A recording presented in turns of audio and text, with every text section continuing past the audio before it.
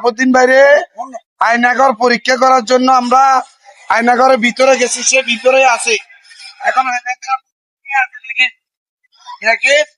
এখন শাহাবুদ্দিন ভাই উঠিয়ে আসবো, সাক্ষাৎকার নেবো, সেখানে কত মানুষের কঙ্কাল আছে, কত লোক মারা গেছে দেখা দেখো। হয়তো হয়তো শাহাবুদ্দিন ভাই আইতাছে। শাহাবুদ্দিন ভাই কি অবস্থা? উড়িয়ে ওসাই কন উড়ক আয়নাঘর সাইতে গেছে ভিতরে।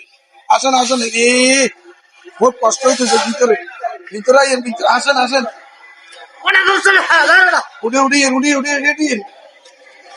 উড়িয়ে। কত লোক মারা গেছে আয়নাঘরে, কত লোকের কঙ্কাল আছে উনাই আয়নাঘরে সাইবেলা গেছেন দেন দেখছি তো গন্ধ, লাশের গন্ধ। আয়নাঘরের ভিতরে মধ্যে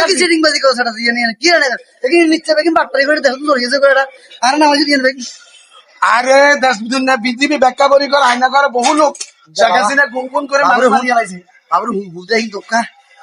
ঢুকি দমদম তুমি খাঁচা মদ দেখি গন্ধ ইয়ে নেই খাইছেন আয়নাঘরের ভিতরে এখন গাঁজা মদ নি খা নিচে সিটিং বাজি করি হ্যাঁ। বাংলাদেশের ধ্বংস করে দি হোলানের হামের টিয়া টিকেট টিয়া বগুল লই তাহলে আয়নাঘর বলতে কিছু নাই। হুদা দর্শক, মূল বিষয়টা আপনারা জানতে পারছেন।